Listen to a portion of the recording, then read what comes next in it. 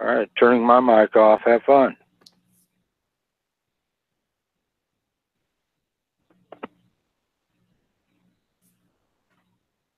Your show will go live in 5 seconds. 4, 3, 2, 1.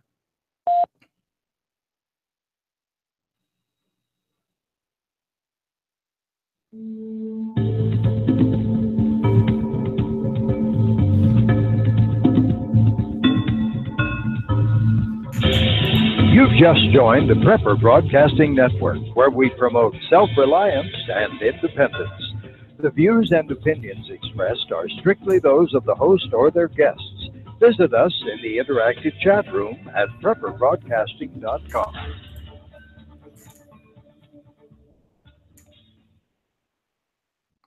They say chickens are the gateway animal. Any of you out there who have a farm or a homestead, you probably, if you got livestock, you probably started with chickens. And so if chickens are the gateway animal, then it's obviously a great animal to use as a gateway animal into the world of raising your own meat. And that's what we're going to talk about tonight. If you think about that word gateway animal, it comes from the term gateway drug, right? And a gateway drug is a habit-forming drug. Maybe itself, it's not addictive, but it could lead to the use of other substances. And obviously that's a negative thing if we think about, but a gateway animal like the chicken, well, that's a habit-forming thing too. That gets us excited about taking care of animals, animal husbandry. It leads us down a good path where we start being self-sufficient and feeding our families. And when we do this with egg-laying chickens, it's obvious. You walk out there, you see your chickens each morning, you look in the nest and there's those farm fresh eggs, and you get that positive endorphin. Look at, I helped take care of this chicken, I helped raise this chicken, and now it's giving back. And it leads you down this path where you start to think to yourself, boy, if I could do this with eggs, I could probably do this with meat. If I could raise my own chicken meat, well, then maybe I could raise my own pork, or maybe I could raise my own beef. That's what we want for you. And that's what we're going to talk about tonight in this episode of Homesteady. This is the first episode of Homesteady that we are doing live streaming on 2 different networks. We're over on YouTube and we're also on the prepperbroadcasting.com audio channel there. And we're very excited to be there. And we want to say hello to everybody who is listening live over there, as well as our fans over on YouTube. So tonight we're going to dive deep into this topic. We'll have some time that we can talk together, answer some questions. We have some special guests lined up. So let's jump right into the topic of raising your own meat chickens. Because once you start with your own meat birds, there's no telling where it will lead you.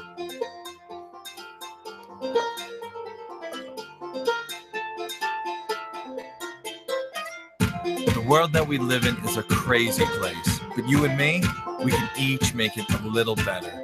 We can live a more sustainable life. We can become more self-sufficient. We can get more connected with the planet around us. And we can do all of this together. So everybody, cozy up. It's time for another episode of Homestead.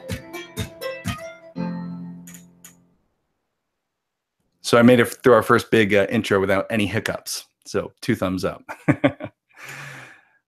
Our story on our homestead, for those of you who are new to Homesteady, we started homesteading about 6 years ago, and we started with egg-laying chickens. And we had 6 egg-laying chickens in a coop, and every day we'd go out, we get those eggs. And exactly what I talked about in the beginning there, that's how it worked for us. I started thinking to myself, boy, these farm fresh eggs are incredible. I already was a hunter, so I knew the idea of, harvesting your own meat. I thought, why not expand our homestead and get into the world of meat chickens?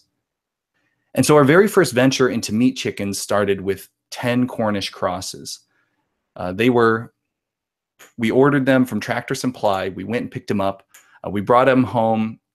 And these Cornish Crosses, they were a strange mix of farm animal and pet. We probably didn't keep that strict line of we're raising this for meat as well as we should have. You see, these 10 birds were in our basement, and we had them in a little kiddie pool. We had wood shavings and the water and the feeder, and we'd go down every day. At the time, I think we had just the 2 kids. We're up to 4 now, but who's counting? we had our 2 kids. We'd go downstairs. We'd see the chicks. It was during the springtime, and we always have a really bad carpenter ant problem in the spring. So we used to set traps for the ants, and then we would bring them downstairs for the chicks. It was a little gladiatorial event. The ants would go running around, and the chicks would run and gobble them up. And this became a daily routine. It became something that we looked forward to. The kids got to see the chicks. They got to hold the chicks and feed them out of their own hand, and you could see them light up. And we made this, this connection with these animals that, looking back, is a little bit different. Now I'm a farmer. I raise animals for customers.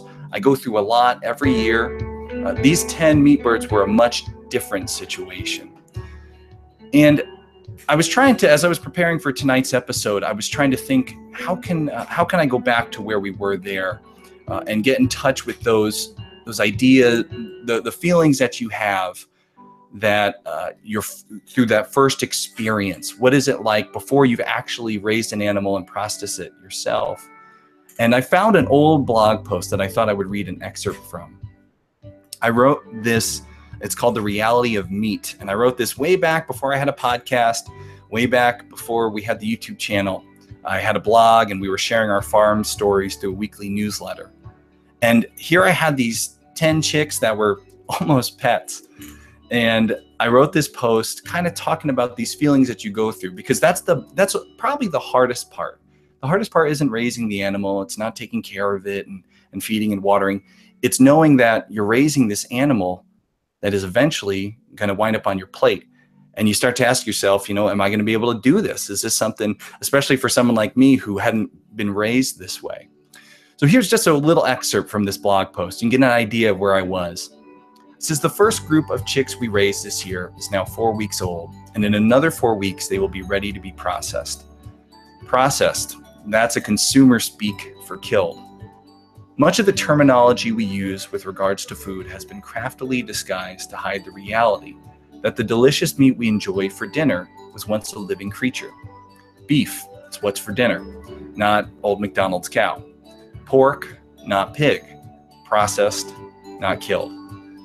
Despite our crafty terminology, the fact remains all the meat we enjoy was once living.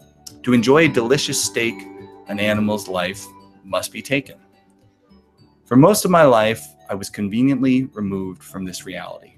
By purchasing neatly wrapped labeled cuts from the supermarket, the animal's existence is subtly ignored.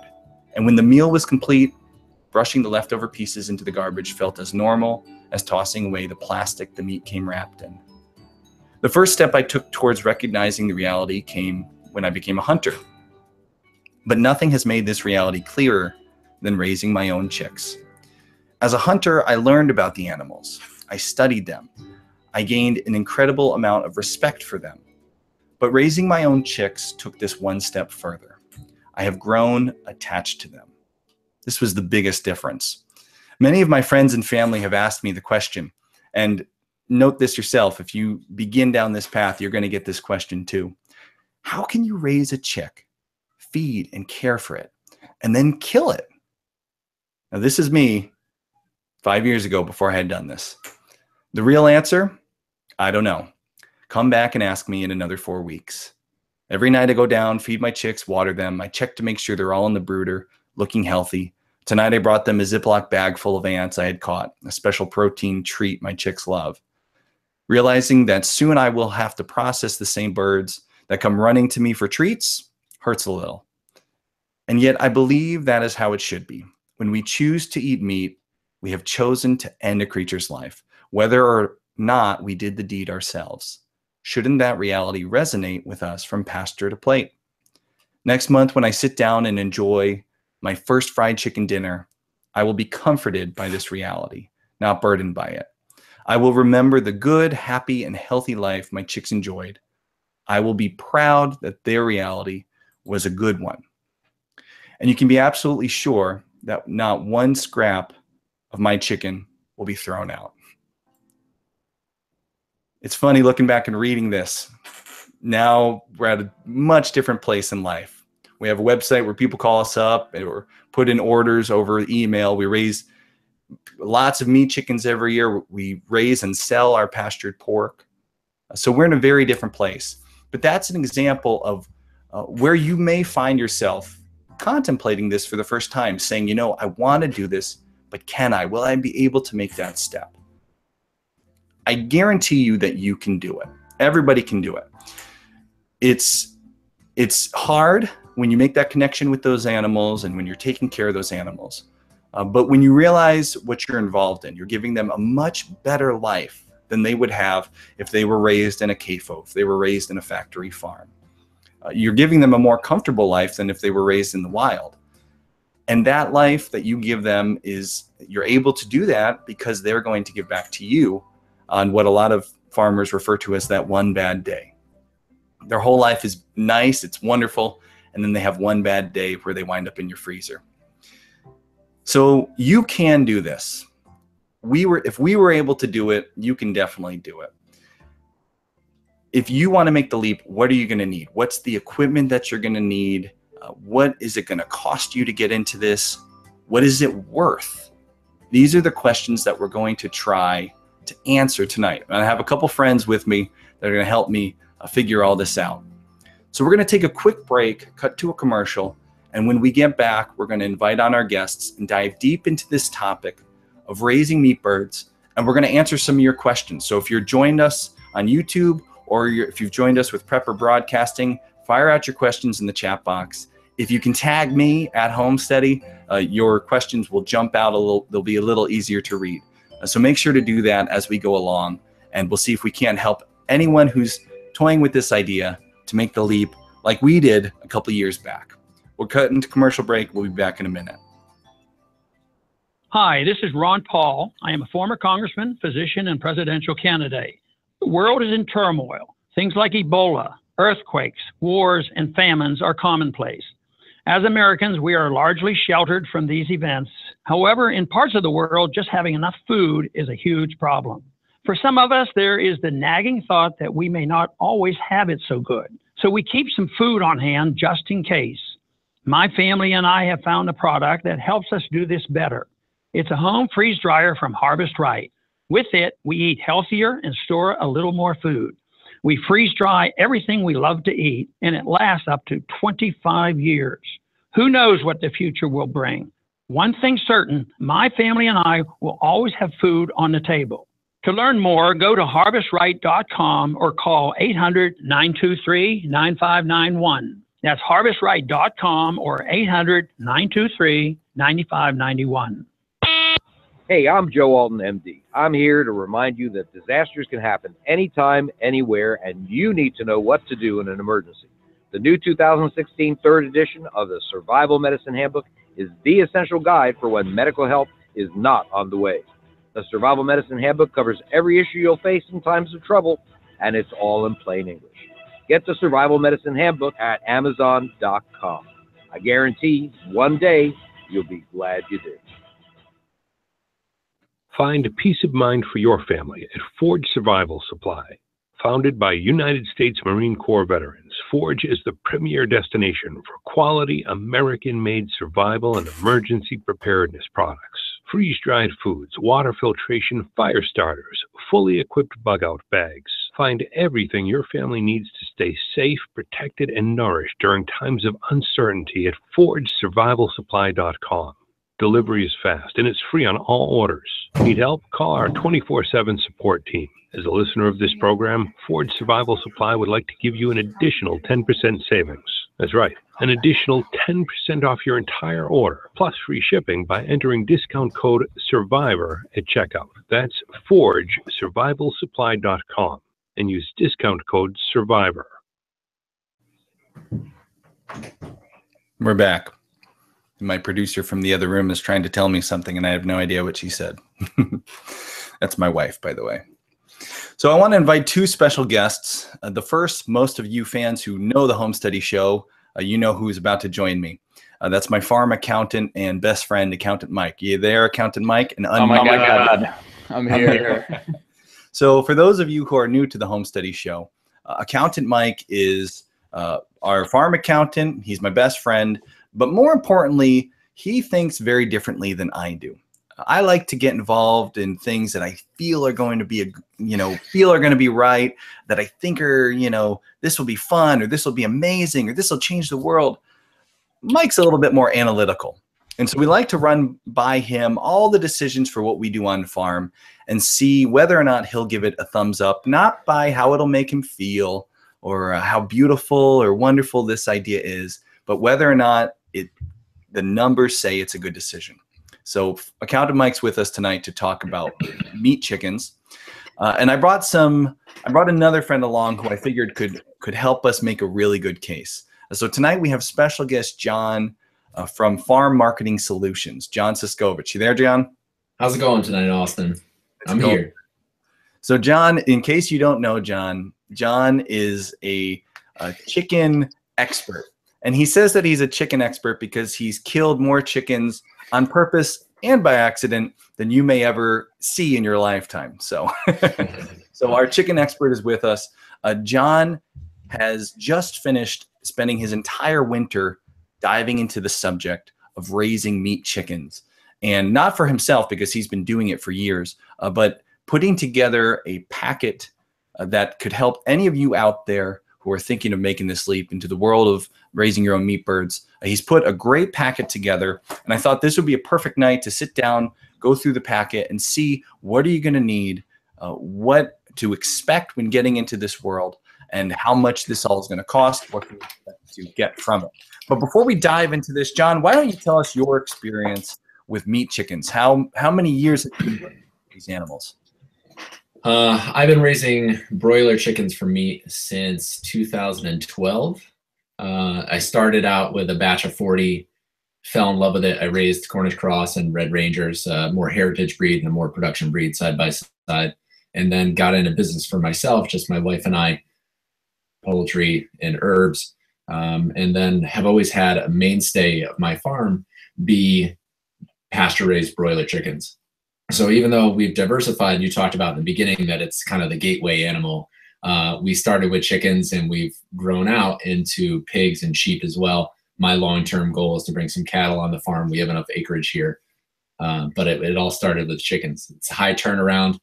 You can make your mistakes quickly and cheaply and figure out whether this isn't for you or for not. John did an awesome interview with me a week or so ago, which will be airing on the podcast edition of the show next week. And if you want to hear that, make sure to subscribe to the podcast, where John talked about how they got started. They started a farm, they owned no land, and they were able to jump into the world of farming with chickens. But let's talk tonight, John, about actually how much you do now. The farm you run is not a real small little hobby farm. Tell us a little bit about the farm that you run. So I'm on 52 acres here in Western Connecticut. The farm is pretty diversified, not only the topography and the geography itself, but our operations as well. So pastured broilers, not always a good standalone enterprise, but really good as part of your holistic farm picture. So we do chickens for meat and eggs. We do pigs for meat. We've done sheep in the past. And then we have vegetables for our farm store. In our two niche products, we have a hop yard, which was the first hop yard in Connecticut in hundreds of years, because we have an on-farm brewery, and then we have a small apple orchard as well because we have an off-farm distillery. So there's a three-part business with the farm, brewery, and distillery. Distillery is off-site, farm and brewery are on the same 52 acres. So this is Camps Road Farm, for any of you who are wondering what the name, where you can find John at.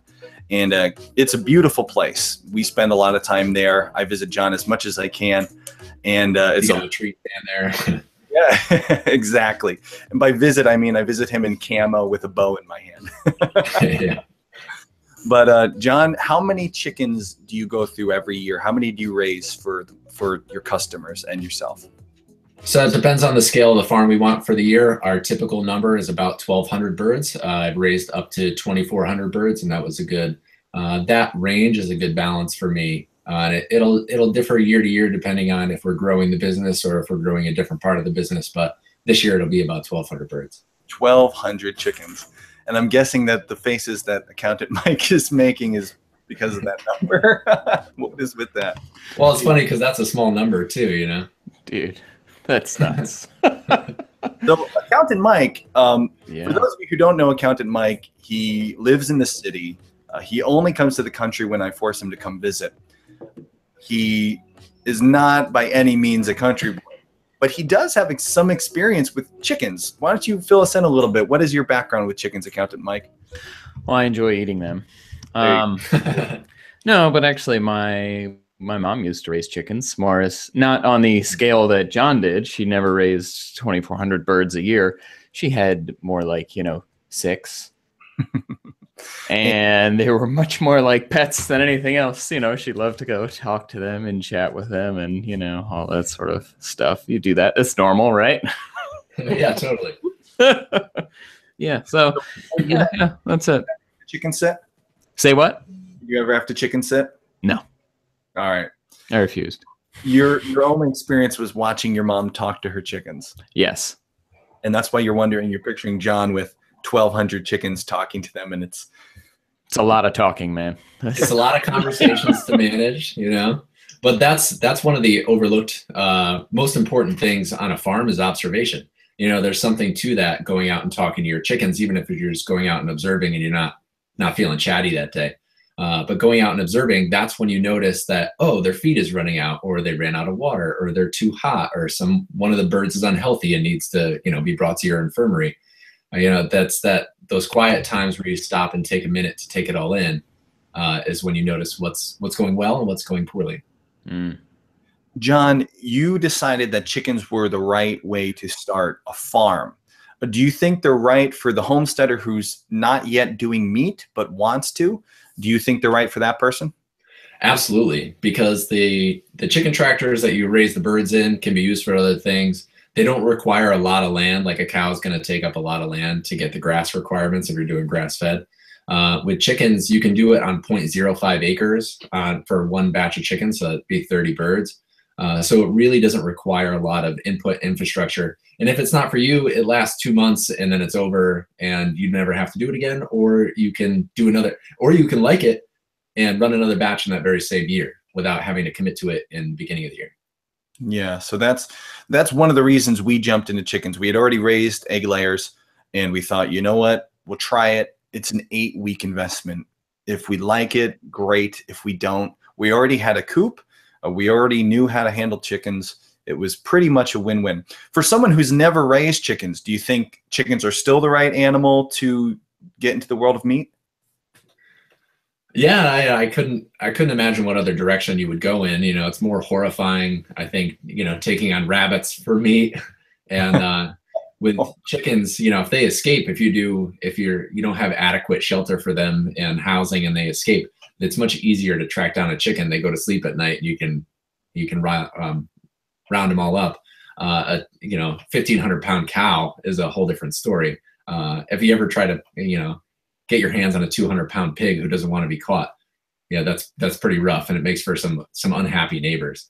The other thing about the meat birds is that even if you have a chicken ordinance in your area, they don't make any noise. And if you move them on grass and around your lawn, they really don't smell either. So the smell is down. They don't make any noise. It's a very benign way to get started in raising your own meat. I want to let everybody know we're getting some questions in the chat box. If you want your questions answered, just tag @Homesteady in the chat box so I can see them. We're going to dive in right now into this subject. John's got some great information on raising and caring for it all. I'm going to get through a lot of this, but please tag @Homesteady and we'll be able to answer some of your questions. So chickens are a great way to get into meat. They're the right way to start if you've never raised your own meat. John, you've been doing this for how many years now? Have you been farming chickens? Oh, I do chickens, not math. Accountant Mike, what's 2012 till now? 5 years? It is currently 2017. 2012 was 5 years ago. That's why we bring them in. So you've been doing this as long as me, but you've been doing it at a much bigger scale. And you've taken the time this winter, you've compiled your records and you've put them into this. Why don't you tell us a little bit about what I'm holding here, John, and then we'll dive in. So what you have in your hands, I just released, and it's the workbook I wish I had when I got started. I don't want to sound too commercially for it, but I took every single expense and every input that I had for raising broiler chickens, and I really mapped it out and then did it in a way where you could find your own answers. So the Pastured Poultry Packet is not to prove to you that broilers can be profitable, because they're not always profitable in every single area for every single, you know, demographic, but it helps you decide for yourself whether it's something that you want to do. And if you want to do it, it doesn't make sense for you financially. So it's a way, it's a roadmap for you to find your own answers. And I give my answers along the way. So you have kind of a bearing on what it may or may not cost. But things for me in New England cost different, you know, cost more than somebody in the Midwest, and might be different than somebody on the West Coast. Or this thing has actually found its way to the UK and Europe and Australia at this point, and their price points are going to be a little bit different. But the same fundamentals can be drawn out of this packet.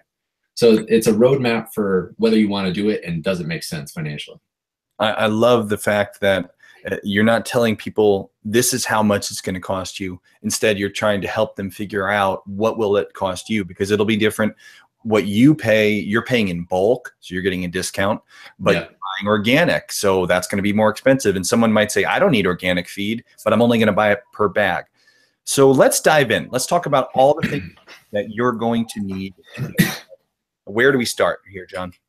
So I broke it into 3 sections. Section 1 is plan, and that's so section 1 is plan. Section 2 is your infrastructure and your cost of goods sold. So, you know, what it costs to get started and raise a chicken. And then section 3 helps you actually raise the chickens. It has some visual instruction, stuff that you would hang up around your farm, stuff that I have hanging on my farm, so that, you know, it's easier to keep organized on a day-to-day basis. Awesome. So where I started with planning was helping you decide what breeds you want to raise, whether it's a heritage or a production breed, where you're going to source your hatchery, how you're going to source feed, what are the pros and cons of getting all male chickens, all female chickens, or straight run, which is males and females together, running through all the questions that I could possibly want to ask.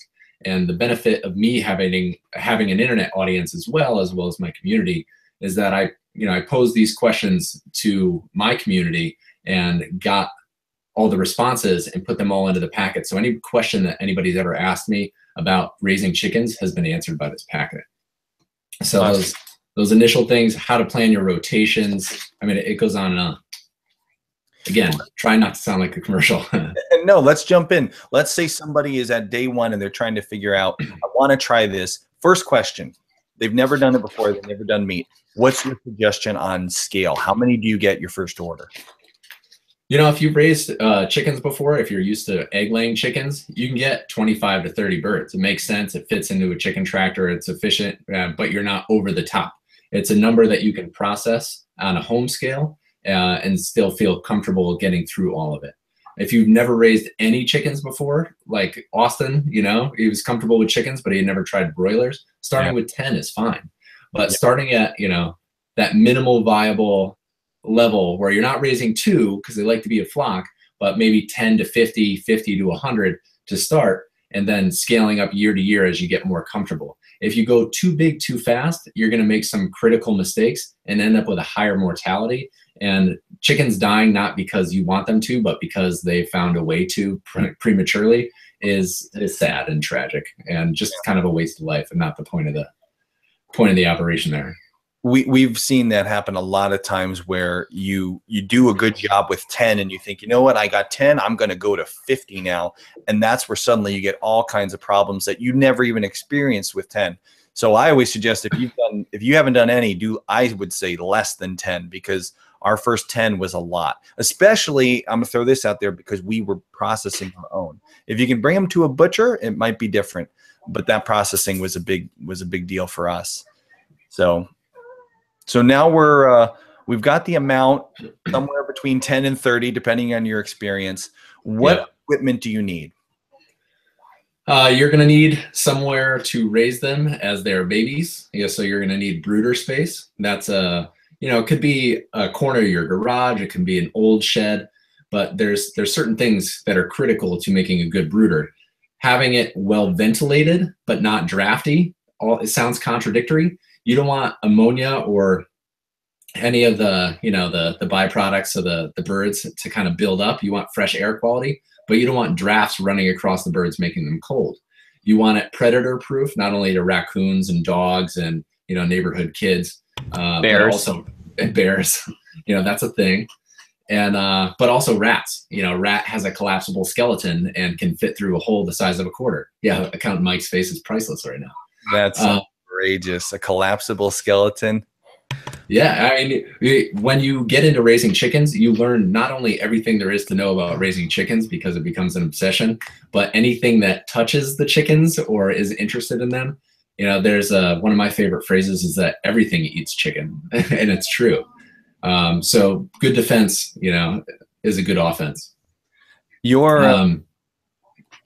For me, sorry, go ahead. Yeah, for meat birds, the solution that you use on your farm was a solution that you came up with yourself. And in the podcast, we talk a lot about this, but give us an idea of the solution you've come to for keeping your animals.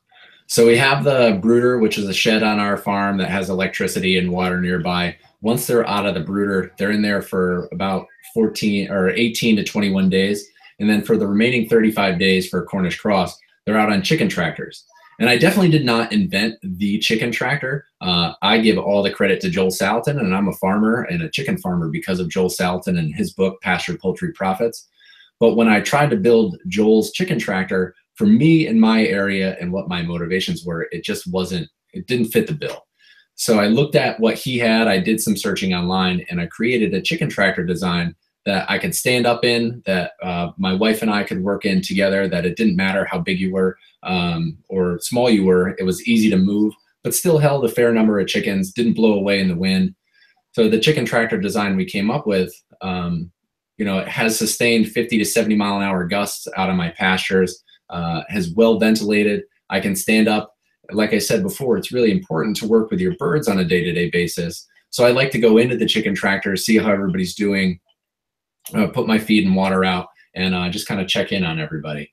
So that chicken tractor design, it's got a Gothic arch roof, a nice solid sturdy wooden frame, but it's still light enough to move and portable should you need to move it either to another property or another part of your own property.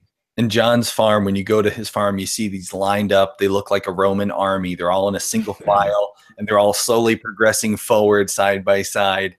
They're really cool, really great solution. So, John, we've got the chicks. We've got the brooder set up. Then we move them into the chicken tractor. What's inside the chicken tractor as far as cost and gear? So with the chicken tractor, total build out for building it minus your labor is about $165. For me, that was sourcing primarily everything from Home Depot. I got the wheels from Tractor Supply and the tarp from some random place online. I Googled, what size tarp I needed. But $165, so not expensive, but still, a little bit of a chunk of change. But I wanted it to last. And like I said, they have multiple uses. They can be adapted to egg layers, but all that's rolled into that $165. And in that, I have custom feeders and waterers where I just took a 5-gallon bucket and drilled the nipple drinkers on the bottom, and I fill that from a hose from the back of the tractor. And then the feeder on the inside is a piece of 4-inch Schedule 40 PVC. I bought a 10-foot length, cut it in half to 5 feet, cut a third of it out, rounded trough that the birds don't spill feed out of because the top of it is rounded. So when they go to flick feed side to side, it just falls back into the feeder, and my feed waste is less.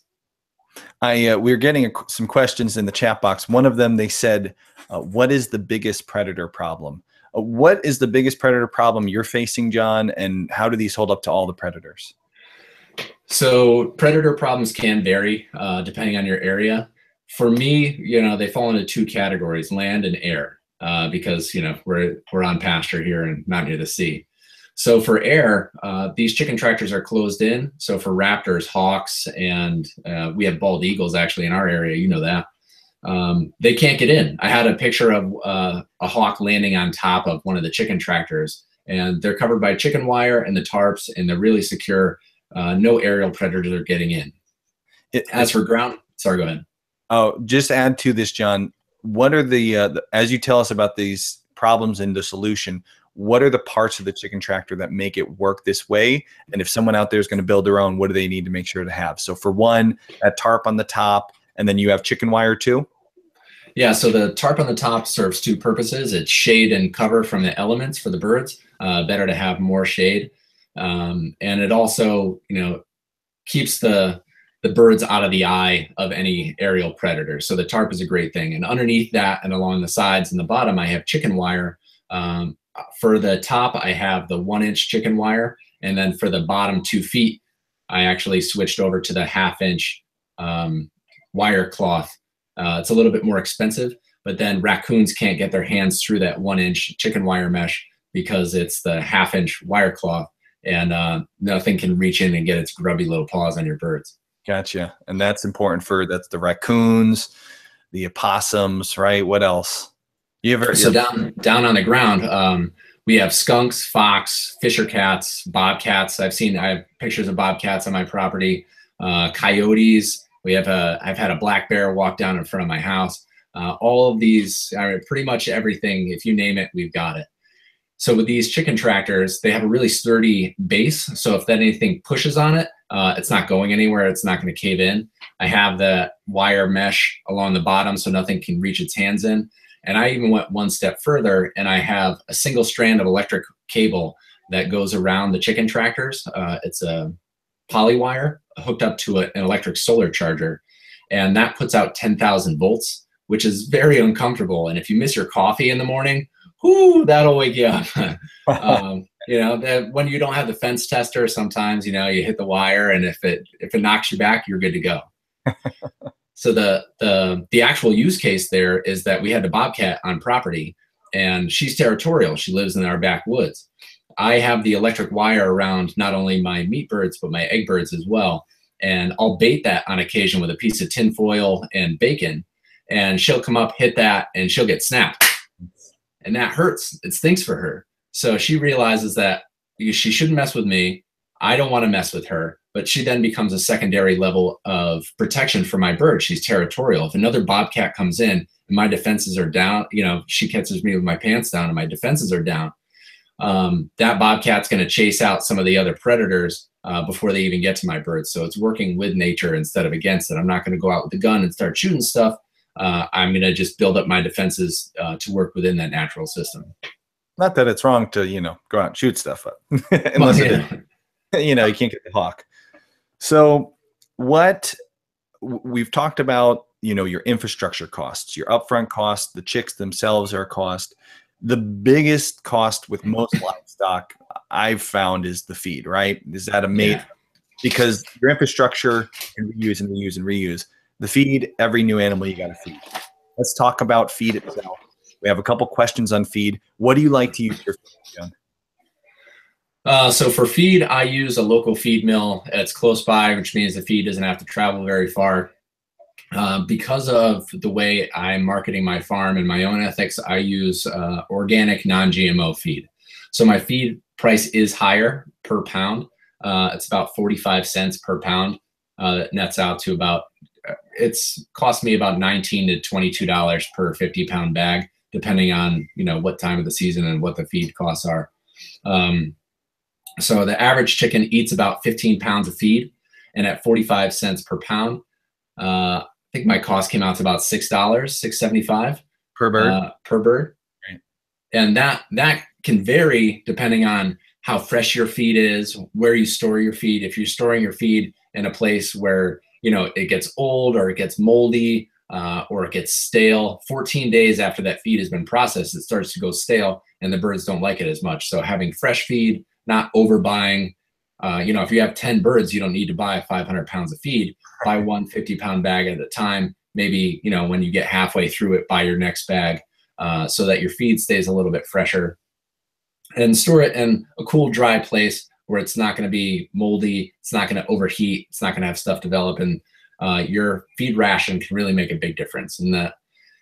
You can get a good idea of what to feed your birds by finding somebody who's raising chickens in your area locally and asking them what they feed. So I'm always open to encouraging people to have conversation with other people who are doing this to kind of like crowdsource your answers. One of the questions we had, Highlander asks, what are your guys' thoughts on flaxseed feed to give them omega-3 in the eggs? Have you ever used that, John? It's been included as part of my feed ration, but with a management intensive rotational grazing, which is just a lot of words to say, I raise them on grass and I move them around. They're getting those omega-3s and that beta carotene from eating the grass, as well as extra doses of chlorophyll, which is a natural detoxifier. So my yolks, without having to feed them any extra flaxseed, I'm getting yolks that stand up, are super orange. My chicken tastes very chickeny because they're getting those extra omega-3s from the pasture. So I spend a lot of time managing my pasture so that I don't have to buy in anything special for my birds as a supplement. So speaking of the pasture, Brian Johnstone, he asks, how much room do you really want to have them roam? I'm assuming the more they roam and the more they roam and move, there we go, they may become more muscular.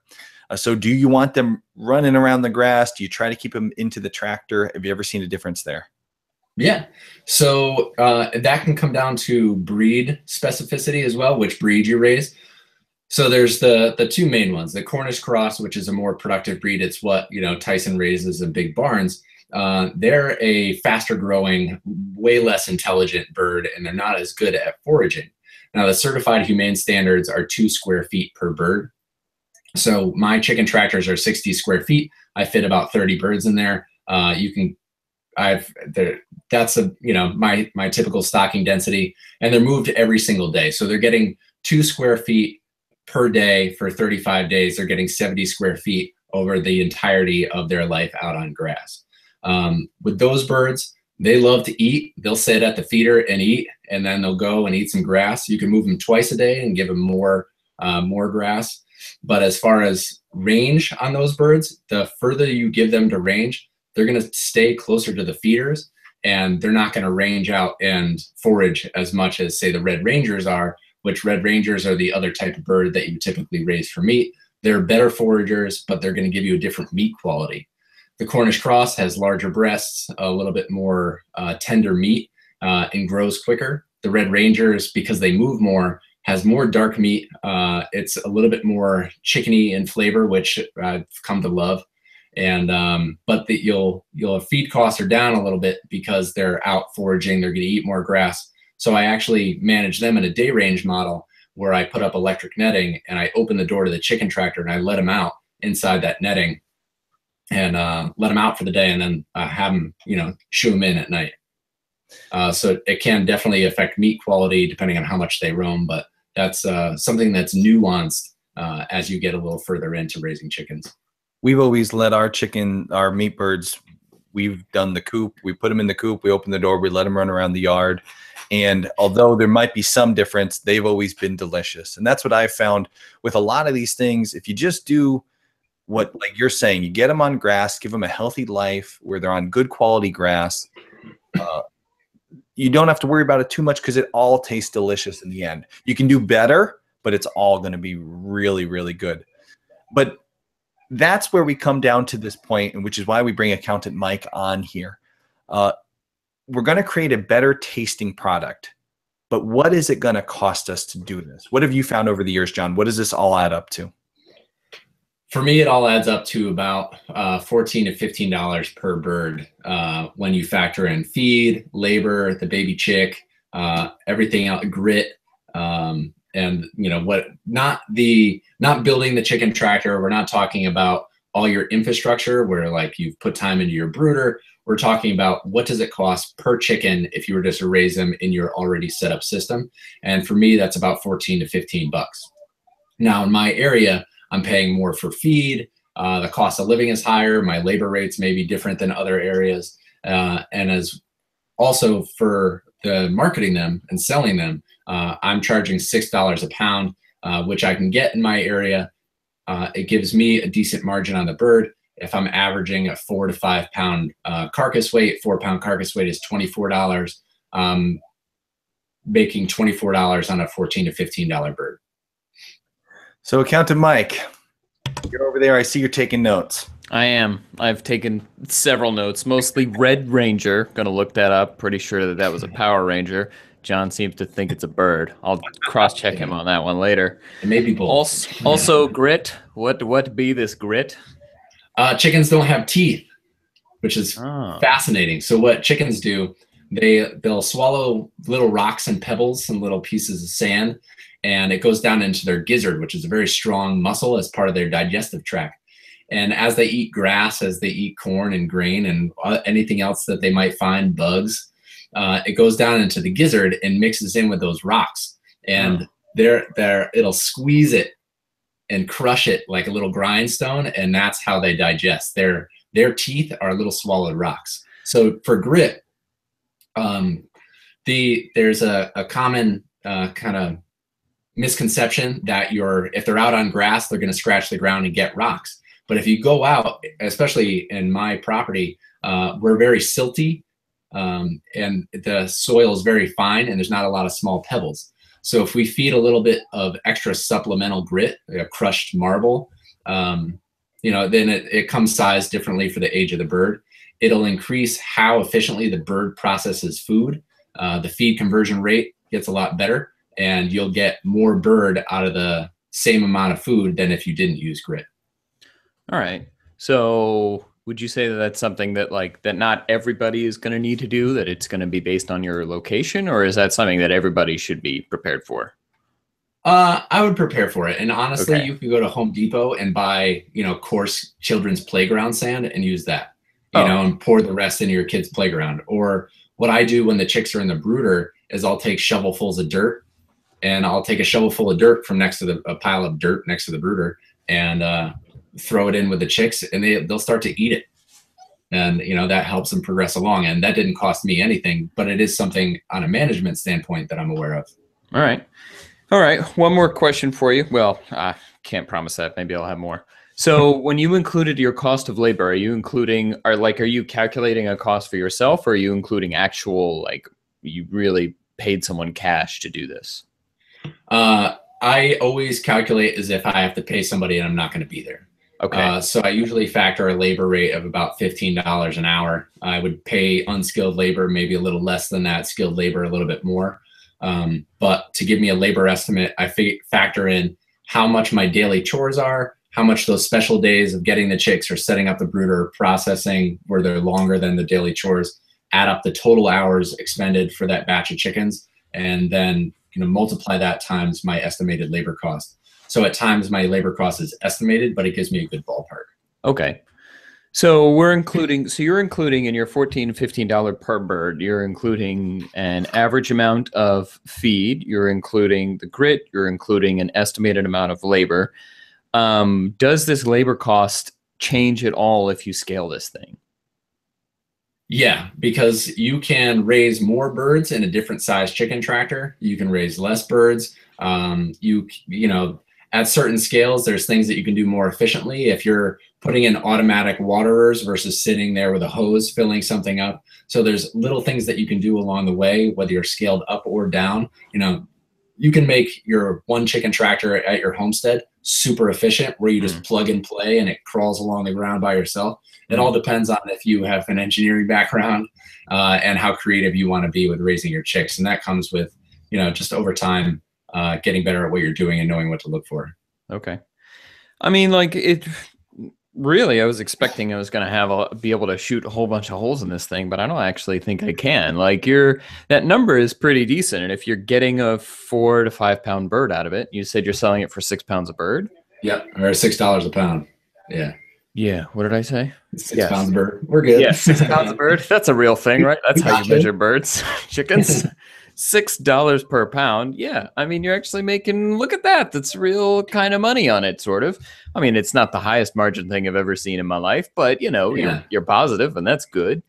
And your chicken tractor only costs you $160 whatever per thing. That's not bad at all. Yeah, and if you make it out of solid materials, and I use pressure treated lumber, and you replace the tarp every once in a while, but you'll get 5 years, I haven't had to replace a single board or piece of material on mine, except for the tarps, because the wind wears them out over time. That's great. 5 years, maybe I got another 5 years left. So if you amortize it over 10 years, that $165 is $1,650 a year. Yeah. So even if you do 10 of them, it's still only $160 a year, amortized out over 10. Yeah, that's great. I mean, so have you had any bears yet? We've had bears on farm, but not attacking the chickens. We've had just about everything else try to get into the chickens, but the bears, there's so much, just friendly neighborhood trash around for them to root into that they didn't care. Dude, one of these days, a bear is going to come along and eat your chickens. I mean, it sounds great. I chish I had, more to poke at, but it's great. We've done chicken for, this will be the third episode on chickens. We've covered egg-laying chickens twice. Yeah. And Accountant Mike has shot down egg-laying chickens both times. Yes. And everyone in the chat box, so you can go fight Accountant Mike later. I'll give you his email address. But I feel like, judging by reading your tone here, yeah, I see a different direction for the thumb with meat chickens. Yeah. I've done my homework. Yeah, John. I mean, I think if you're doing this on a really small scale, it gets a lot tougher. But if you're doing it on the sort of scale that John's doing, I definitely think this is totally a viable course for sure. Look at that. By the way, 1,000 chickens a year, about an hour a day. Okay. On typical chores. Okay. That's not too bad. So that leaves me the rest of my day to do the rest of the things I need to do on a farm. All right. Look, yeah, we just got a thumbs up for chickens, guys. Yeah. You were here for this. This is historic. Yeah. Well, that's big, because the 2 egg-laying chicken episodes that we did, neither of them, even with John's help, could we convince Accountant Mike that this was worth our time. No. But now, thanks to help with John here, looking at the numbers, you're going to go yes for the meat birds. Yeah. Yeah, I'll go yeah for me. Do it. Congratulations, John. Thanks, John. You are the chicken go-to guy. If anybody has questions, why don't you tell us a little bit about this Pastured Poultry Packet before we hang up here, John? Where can people find it, and what will it help them do? Not only the packet, but I've set up a resources page where I keep all my notes for things that I want to find out more about on chickens or stuff that I've researched that I want to go back to. Everything is on farmmarketingsolutions.com. It's easy to navigate. We've redone the site. Pastured Poultry Packet's on there. I'll keep it quick for you, Oz. I know we're wrapping up here, but farmmarketingsolutions.com. It's got everything you need to know on broiler chickens. Well, that is a great resource, guys. John has a YouTube channel. He's got a podcast. The website's great. And I got to say, this Pastured Poultry Packet, when John first showed this thing to me, I said, I wish I had this when I got started, because it holds your hand and it walks you from day one to the end. It helps you make the decisions, ones you might not even know you have to make. Where am I going to take them to be butchered? Who am I going to use? Is it legal to sell them? All these things, it gets into that. Great resource. So guys, go ahead and check that out. And if you're a Homesteady pioneer, you can become a Homesteady pioneer back at our website. This is homesteady.com. We have a special offer. John gave us a little gift. We got a discount on the Pastured Poultry Packet. So thanks for that, John. We got a couple more minutes here, and I want to just make sure we cover as many live questions as we can. We got about 5 more minutes to cover questions. So I'm going to just blitz you, John. I'm going to throw a few more at you. One of them that I have seen so many times, have you tried fermenting feed and fodder? Any advice there, John? I have played with reseeding my pastures for more friendly pasture mixes for broilers. I haven't tried fermented feeds yet. Fertrell has done some studies on fodder, and I don't know if they've done one on fermentation. It was difficult for me to roll out at a bigger scale. At a homestead scale, it might be a little easier to experiment with. So maybe try it if you're doing it small scale, but for 1,200 birds, not so much. What about, John, what about, I had another good one. How many birds, this is a good one, okay, for both of us. How many birds do you process at one time? On our size, homestead size, we used to do 50 birds. We still do 50 birds a year for our family. And we're able to do it ourselves over a weekend with a couple guys. But I'm going to be honest, it is a gruel, and I no longer do it. John, what about you? What numbers did you guys find you could process? When I was processing on farm, we did about 60 to 100 in a day with a group of anywhere from 3 to 5 of us, depending on who showed up that day. We could do it. We could probably get that number a little bit better. But yeah, maybe 50 to 60 in a day. If it's your first time processing, do 2 the first day And, take a whole weekend or process 2 weekend 1 and the rest of them on weekend 2. And for goodness sake, get yourself a plucker. Don't try to do it by hand. Yeah. This is a great resource. We use Power Plucker. It's a drill bit plucker. So if you can't afford one of those $1,000 pluckers, this thing, it's about $35. You put it on the end of a drill and you put it in a basin so you can contain the chicken. You spray the hose on that thing and you run it around. And for $36, it does a much better job than your fingers do. It's still a gruel. It's still a lot of work, and it's not as nice as those Feathermans, but it's way cheaper for the homesteader out there. And Power Plucker score's nicer. Yeah. So check out Power Plucker. He's supported the show in the past, and Pioneers get a discount on the Power Plucker too. So there's a new section in the Pioneer Library, a discount section for all you Pioneers listening. Go ahead and hit up the discount section for your discounts on all your equipment. All right, we got time for one, maybe 2 more questions. All right, hit me with it. Let's see. I'm going to pick real quick. What do we got here? We had fermented feed. We covered that. Wow, somebody just said they did 70 in a day. That's pretty impressive. Have you ever used, Highlander wants to know, the waste for any power generation? That sounds like a science I don't understand. John, yeah. For, power? Oh, yeah, absolutely. Birds put out a lot of waste, and their manure is full of nitrogen. And I'm not a chicken farmer. I'm a microbe farmer. The more time I spend managing what the microbes are eating that's growing the grass, the better the nutrition and health and well-being is for my birds, the better product I have out, and the more successful business I have. So while that may not have been the heart of the question that was asked, I do think a lot about managing the microbes in the waste stream and the manure of those birds. That's pretty good. That's a good answer, because I was baffled by that one. I know we couldn't get to all the questions tonight, and in just the hour, that's probably gonna be the case every week. But thank you so much for joining us. I want to give a special thanks out to our fans over on YouTube, guys, for joining us. We have a really strong fan base there, and you guys have been great. I also want to give a special thanks out to Prepper Broadcasting, because this is really exciting to meet a whole new group of homesteaders and preppers and people who are thinking and working like us. Thanks for having us. I hope we did a good job tonight. The new guy on the block. I hope we didn't have too many hiccups. And we'll try to get to as many questions as we can every week. We're going to do this every Tuesday night at 9 o'clock. We'll have Accountant Mike. And John, you are our most frequent guest on the show. Hey, hooray. So I'm sure you'll be back soon enough. We can only hope. Pigs are next. So check John out, Farm Marketing Solutions, and you can find everything we do. This is homesteady.com. We're going to close out the show now and spend a little time with our Homesteady pioneers. Until next time, the road is rocky. Make home steady.